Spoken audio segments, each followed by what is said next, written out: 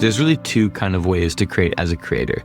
One is as just self-expression, and the other one would be focused on actually having a goal of some sort.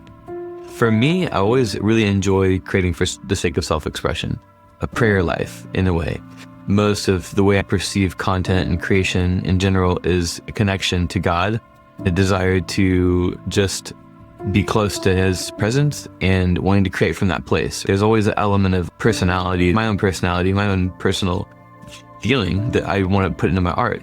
And I think that's what I look for when I look for creators, trying to help them also to connect to that deeper reality, which is that we're spiritual beings. We talk about resolution all the time. When we think about resolution, something being clear or clarity, the highest clarity that you're going to have is being in the real world with real people, talking about real things or fake things, but regardless, it's the most real. So there's the world that we live in, which is really real, and then there's the world that we can't see, that it still exists, and that is the spiritual world. I think that as artists, as creators, you can derive inspiration from yourself or from somebody else, derive the inspiration from things or places or experiences.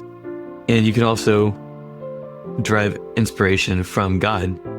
And I don't believe that there's necessarily anything inherently wrong with finding inspiration from a good cup of coffee, which seems to be what a lot of creators enjoy to do, or even from work that needs to get done. There's a lot of inspiration that can come from that. In Scripture, it says that in all that you do it unto the Lord. The work that you do it unto the Lord.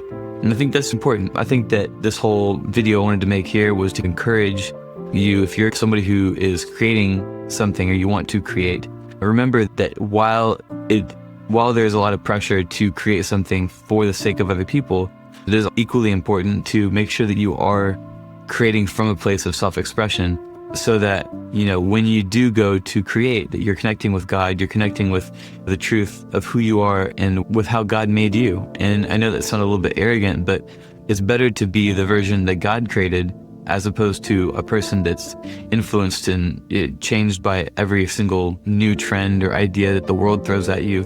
The creator is always greater than the creation. If you focus your time on God and you make Him the apple of your eye and the desire of your heart, I think there's good wisdom in understanding that if you delight yourself in the Lord, He will give you the desires of your heart. There's a lot in that particular verse.